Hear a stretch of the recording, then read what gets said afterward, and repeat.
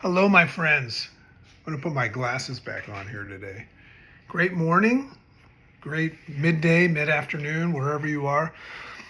This is another part of the Things That Make You Go, Good Shift series. I hope you're enjoying it. I'm starting to see some of you are watching them and putting hearts on them and things like that. Remember, these video clips are only available to those of you that are paid subscribers. So if you share them with people, they will not be able to get in. So I hope that you are enjoying these and they're creating value in your life as a way of kind of shifting your perspective and putting you in control as the dominant force and shot caller of your day. And I hope that you'll refer your friends to help us be able to invest some money back into this Substack.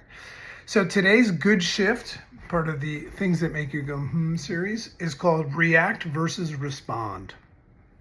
Yeah, I love this one.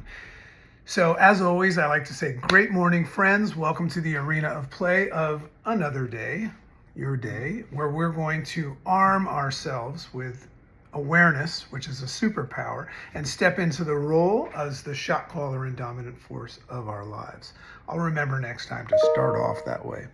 So today is about this. So my observation today, and this is coming from my morning rise up, it's about the split-second difference between reacting and responding. So this is about the difference between reacting and responding. So right off the bat, reacting to me means without knowing. Responding means that I put some thought into it. So for those of you that are in my Make Sense Academy, and you're all welcome to come check that out. We give a 7-day free trial. We teach this thing called the interface response system, which is all about claiming control of healthier responses, which means thinking first. So here's the difference. A reaction is related to your autopilot, right? It's fast, emotional, and often regrettable, right? That's called putting your foot in your mouth. But a response, hypothetically, a response comes from awareness, right? You pause, you process. These are steps in the interface response system. You pause and process things from a logical, unpersuaded, unconditioned mind persuaded place, and you choose logically and intentionally. Very cool. So the gap between them is tiny, but bountiful. It's very, very powerful. Viktor Frankl, who wrote A Man's Search for Meaning, great book, says that the game is won between the stimulus and the response. So when you pause your reactive response, your autopilot, you can process in that space. So this is some good shift, right? Here's the shift. What if every time you felt triggered, this is the new idea. It's like, oh, I've been triggered. I know that because I'm thinking and feeling like I've been triggered.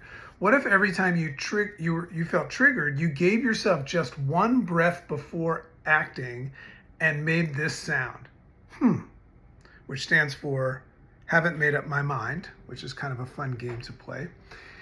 That single pause is going to put you in that space, and it's going to enable you and arm and equip you to change the entire outcome.